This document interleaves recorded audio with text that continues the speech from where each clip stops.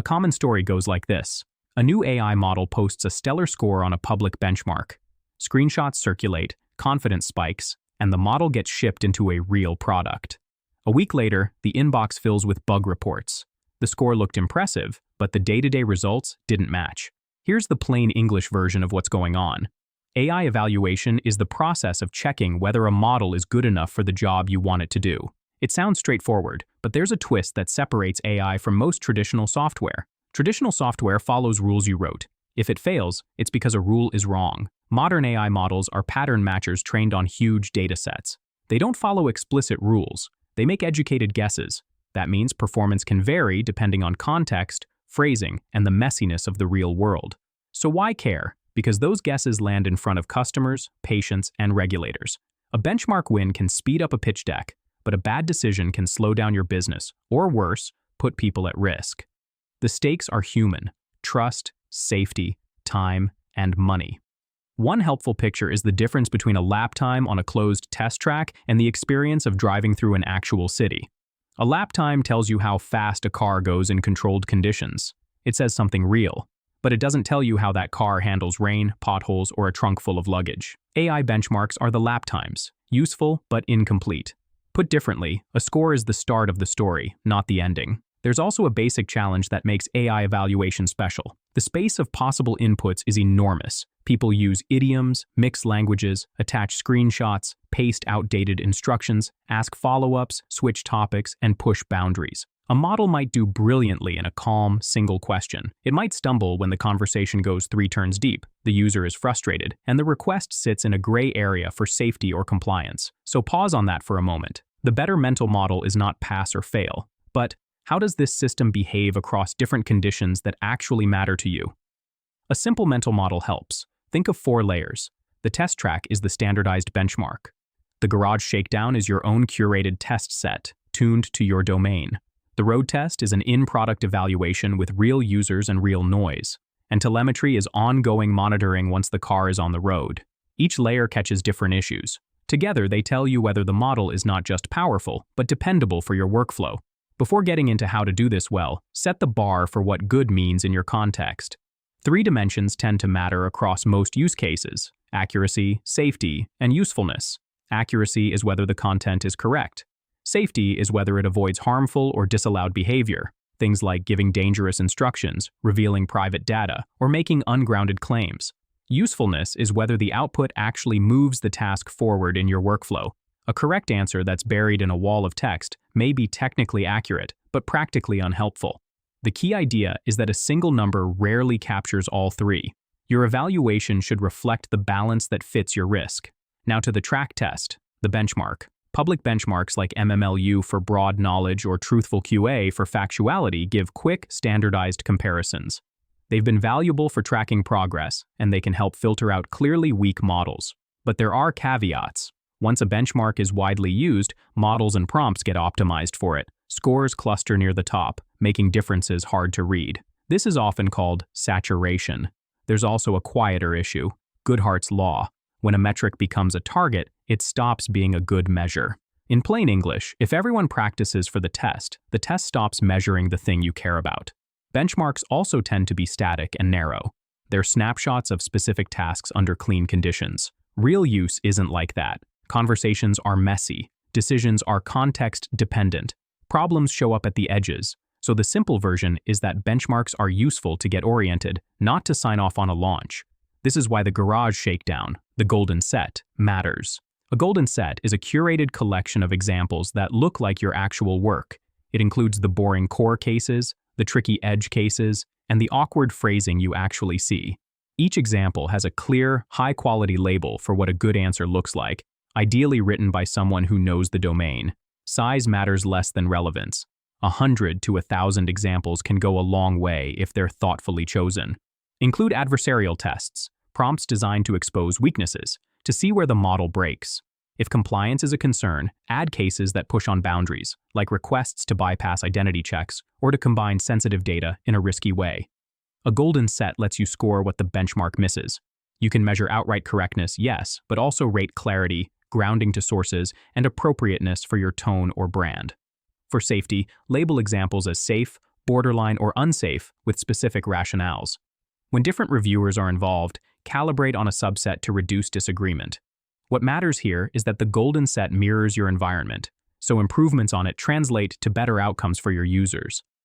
The next layer is the road test, evaluation inside the product. This bridges the gap between controlled tests and the reality of user behavior. A practical pattern is to route a small slice of traffic to the new model, say 1%, while keeping the rest on your current system.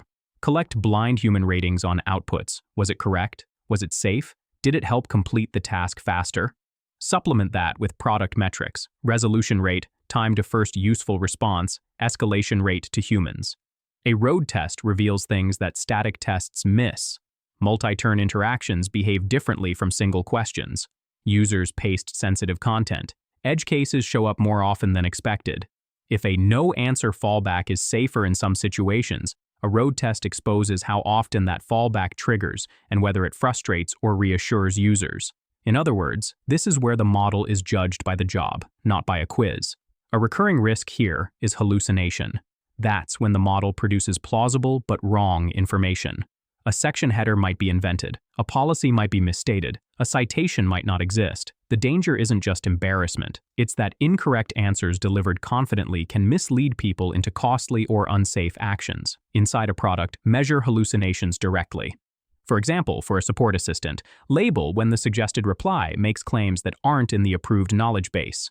Finally comes telemetry, monitoring for drift after launch. Drift is when performance changes because the world changes. Maybe your users start asking about a new feature. Maybe seasonal language shifts the slang used in tickets. Maybe the model provider updates the backend. Even without any code changes, behavior can shift. Detecting drift means watching the distribution of inputs and outputs. Track simple indicators first. Average prompt length, frequency of key intents, percentage of answers that rely on specific knowledge sources. Look for sudden changes. If available, use a statistical distance measure to compare this week's data to last month's. Set alerts for notable drops in your golden set score or live accuracy. Small guardrails, like canary tests that run daily on a fixed subset of examples, help catch regressions before users do. It's striking that these models can answer across so many domains with no task-specific code. That breadth is a gift. It's also why evaluation cannot be a single event. Treat it like an ongoing dialogue with your system. Consider a concrete scenario. A bank rolls out a customer support chatbot.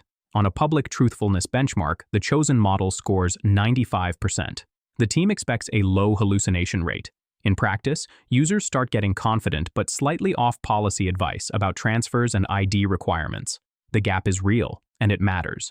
Imagine rebuilding the evaluation stack with the 4 layers in mind. The benchmark score stays useful as background, but now a golden set of 200 real tickets is curated. Each has a correct answer labeled by a compliance specialist, plus edge cases with tricky wording. The model scores around 92% on this set, which sounds strong, but fails on about 15% of deliberately adversarial questions like, can I withdraw 10K without ID if it's my account? That's a safety red flag. Next comes a controlled road test. 1% of live traffic is routed to the model, and experienced agents rate its suggestions. The measured hallucination rate lands around 8%, higher than expected from the benchmark, which triggers targeted mitigation. For example, the bot is adjusted to cite the exact policy paragraph for any answer involving regulatory limits. The team also adds a fallback that politely defers to a human when the query is about a high-risk topic. After launch, monitoring reveals an accuracy drop to roughly 85% when slang increases during a seasonal promotion. That drift wasn't about model capacity, it was about language shifts in the user base. The fix is pragmatic. Add slang-heavy examples to the golden set, adjust retrieval from the knowledge base, and update the guardrails. So how to put all of this into practice without getting buried in complexity? Start by making your goals explicit. Say out loud what good looks like. For a coding assistant, good might mean fewer syntax errors and higher unit test pass rates. For a compliance tool, good might lean heavily toward no unsafe suggestions, even if some questions go unanswered. For a summarization tool, good might be a crisp, source-grounded summary within a target word count. Then use benchmarks as filters, not as go, no-go gates. If 3 models score similarly on public tests, treat them as candidates. The differentiation happens on your golden set and in your product. There's value in the benchmark, especially across modalities or when new capabilities appear. but it should not be the headline metric for internal decision-making. Now, the golden set. Building one sounds heavy, but it can start small. Pull a few dozen real examples that represent typical and tough cases. Have a domain expert write what the correct answer should be with a brief rationale. Include a handful of adversarial items that probe for safety failures. As consistency improves, expand to a couple hundred examples, revisit it monthly, rotate in fresh cases that reflect recent issues, and retire ones that no longer matter. For judging, combine automatic checks with human review. If outputs include citations, verify whether they actually point to the right source. If the task is classification, compute accuracy, or F1 on well-defined labels. If it's open-ended generation, use a clear rubric and multiple raters for contentious items. Doing this well requires some human time. The upside is clarity about what the model can do, where it breaks, and how much risk is acceptable. The road test is your reality check. Try a limited exposure in production. Blind the evaluators to which model produced which answer to reduce bias. Track both subjective ratings and objective outcomes. A model might be technically correct, yet produce longer conversations that frustrate users. That's a hint to adjust the prompting or the output format rather than switch models. Monitoring rounds out the loop. Establish weekly reviews of a small dashboard. Watch for changes in the kinds of questions asked, the sources used to answer them, and the rate of escalations or deferrals. Set threshold-based alerts. For instance, page someone if live accuracy drops 5 percentage points relative to your rolling baseline, or if a sensitive topic's frequency spikes by 10%. Pair those alerts with quick canary runs on your golden set so you know whether the drop is global or isolated to certain categories. It helps to address a few common misconceptions directly. High benchmark scores do not guarantee production quality.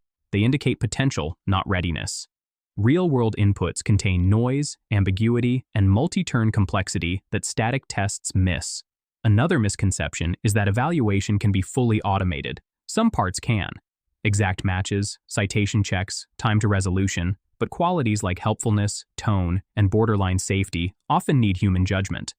A third misconception is that saturated benchmarks are useless. They still anchor progress and catch regressions. The trick is to treat them as background context and pair them with custom tests that reflect your workflow. There's a subtle point worth appreciating.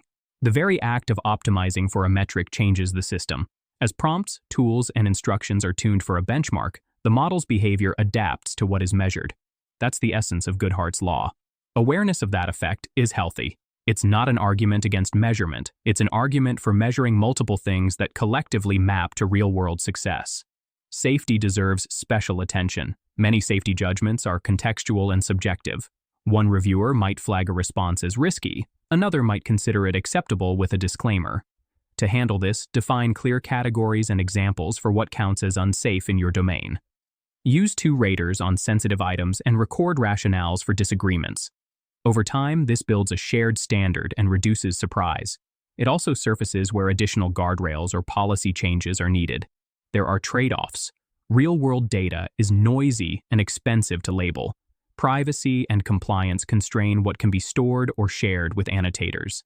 Subjective metrics vary with the reviewer. The practical response is to be intentional about where to invest precision. For high-stakes areas, anything involving money, health, or legal exposure, spend the extra cycles on clear labels, cross-checks, and escalation paths. For low-risk convenience features, lighter weight evaluation may be fine as long as guardrails exist. If there's a part of this process that often gets overlooked, it's the notion of usefulness.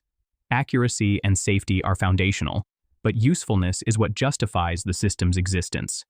For a research assistant, that might be whether the model helps a person find relevant sources faster. For a call center, it might be whether agent handle time drops without hurting satisfaction. For an internal documentation bot, it might be whether employees actually choose to use it. A short, well-structured, source-linked answer can be more valuable than a long, technically correct one. A few simple rules of thumb can guide decisions. If a model's public benchmark score is strong, but it misses your golden set by a wide margin, say it falls below the mid-80s for accuracy on your domain, pause before deploying. When the task is safety critical, probe with a handful of adversarial examples for each risk area and require clean performance before rollout. After launch, watch for week-over-week drops of 5 percentage points or notable shifts in input patterns. These aren't laws. They're guardrails that steer attention to what matters. Different use cases lean on different mixes of the framework. A coding assistant benefits from objective checks like unit test pass rates, compile success, and diff quality. A compliance-oriented chatbot requires strict safety thresholds, policy grounding, and conservative fallbacks. A creative writing tool may prioritize user satisfaction and variety, with clear opt-outs when facts are involved. The underlying structure stays the same. The dials turn based on risk and goals. There's something elegant about this approach. Treat the evaluation not as a one-time exam, but as a living system around the model. The track tests keep you honest about general capability. The garage shakedown ties evaluation to your domain. The road test proves value in context. Telemetry keeps the system aligned as the world changes. Each piece is simple. Together, they create reliability. One last perspective that helps teams align. Models keep getting better on paper. Leaderboards move fast. It's tempting to jump to the newest release based on a few percentage points of improvement. Resist letting a single score drive the roadmap. If a newer model is marginally better on a public test, but equal on your golden set and slower in production, the practical choice may be to stay with the current one and invest in prompt tuning, tool integration, or UI improvements that actually raise usefulness. The most sophisticated teams treat model choice as one lever among many, not the only one. So the path forward is balanced. Use benchmarks to get in the ballpark. Build a golden set to reflect your reality. Prove value with a careful road test. Watch for drift with simple, consistent telemetry, and keep accuracy, safety, and usefulness in view at all times. Each element doesn't take long to start, and each has outsized impact on the quality and trustworthiness of what you deliver. The takeaway is less about mastering every metric and more about developing a clear mental model. It's the difference between admiring a lap time and building a reliable daily driver. As AI systems move from demos to infrastructure, that reliability becomes the real competitive edge. If this helped, a like and subscribe helps us make more of these.